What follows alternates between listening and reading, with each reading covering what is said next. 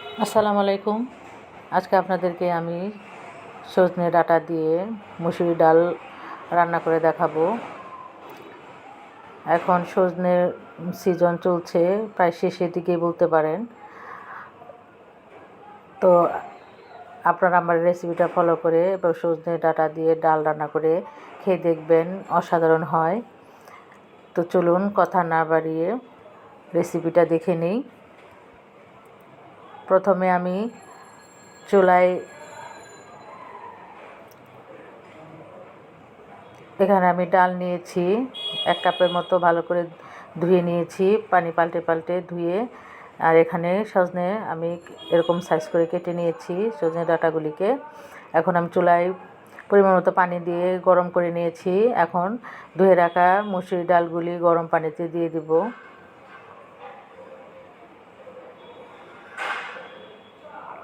দিয়ে একটু নেড়ে চেড়ে ঢেকে ডালটাকে সিদ্ধ করে নেব।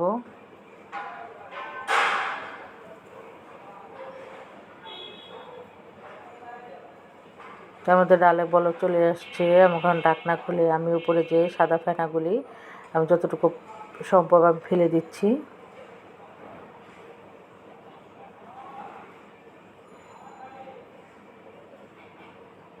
এখানে 1 টেবিল চামচের মতো আমি লবণ দিলাম।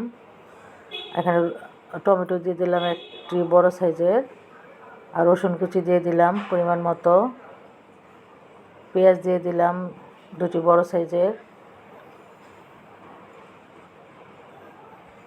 এখানে হাফ চামচের মতো হলুদ গুঁড়া দিয়ে দিলাম। দিয়ে ভালো করে নেড়ে চেড়ে মিশিয়ে দিচ্ছি হলুদ গুঁড়াটা। এখানে হাফ চামচের মতো ধনিয়ার গুঁড়া দিয়ে দিলাম। দিয়ে একটু নেড়ে চেড়ে দিচ্ছি। নেড়ে চেড়ে জাল করে কিছুক্ষণ ডালটাকে ভালো করে সিদ্ধ করে আমি একটি ডাল ঘুটনির সাহায্যে খুব ভালো করে ঘুটে ডালটাকে ম্যাশ করে নিচ্ছি। দেখুন ডালগুলি সুন্দর মতো সিদ্ধ হয়ে গলে গেছে এবং ম্যাশ হয়ে গেছে। এখন কেটে রাখা সজনে ডাঁটাগুলি এখন আমি দিয়ে দিলাম ডালের মধ্যে।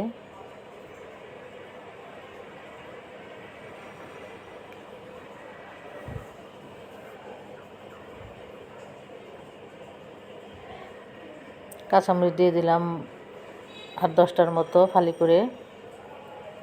দিয়ে ভালো করে নেড়ে চেড়ে ঢেকে মাঝারি আছে সজনেগুলিকে সিদ্ধ করে নেব। আর একটু লবণ দিয়ে দিলাম, লবণটা একটু কম হয়েছে। লবণটা দিয়ে একটু নেড়ে চেড়ে চুলার ওপর কিছুক্ষণ আমি রেখে জাল করে সজনাটা সিদ্ধ হওয়া পর্যন্ত অপেক্ষা করব। সজনে ডাঁটাটা সিদ্ধ হয়ে গেছে। এখন আমি বাগার দিব, ওই জন্য আরেকটা চুলায় একটি প্যান বসিয়ে পরিমাণ মতো সরিষার তেল দিয়ে এখানে 1 চামচের মতো সরিষা দিয়ে দিলাম। এখানে পেঁয়াজ কুচি রসুন কুচি দিয়ে দিলাম পরিমাণ মতো। দিয়ে খুব ভালো করে ভেজে বেরেস্তার মতো করে নেব পেঁয়াজ রসুনটাকে।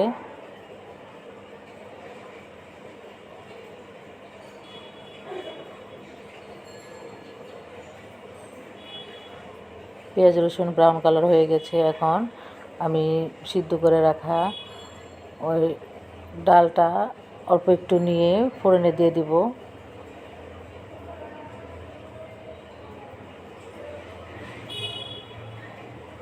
দিয়ে এখন ডালের মধ্যে ফোড়নটা আমি দিয়ে দিব। দিয়ে খুব ভালো করে নেড়ে চেড়ে ডালটাকে আর কিছুক্ষণ চুলায় রান্না করব।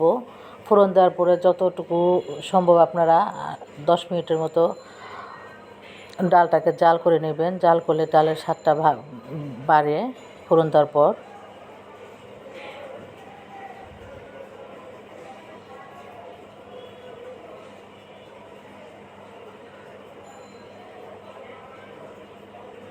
তো তৈরি হয়ে গেল সজনে ডাঁটা দিয়ে মুসুরির ডাল।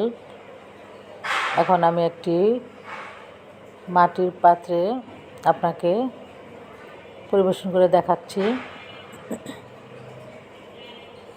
তো আমার ভিডিওটি যদি আপনাদের ভালো লেগে থাকে, যারা আমার চ্যানেলটাকে এখনও সাবস্ক্রাইব করেনি তারা প্লিজ আমার চ্যানেলটাকে সাবস্ক্রাইব করে দিন। আর আমার ভিডিওটা ভালো লাগলে একটা লাইক দিন, কমেন্টস করেন, আর পারলে আপনাদের বন্ধুদের সাথে শেয়ার করেন। তো সবাই ভালো থাকেন, সুস্থ থাকেন। আল্লাহ হাফেজ।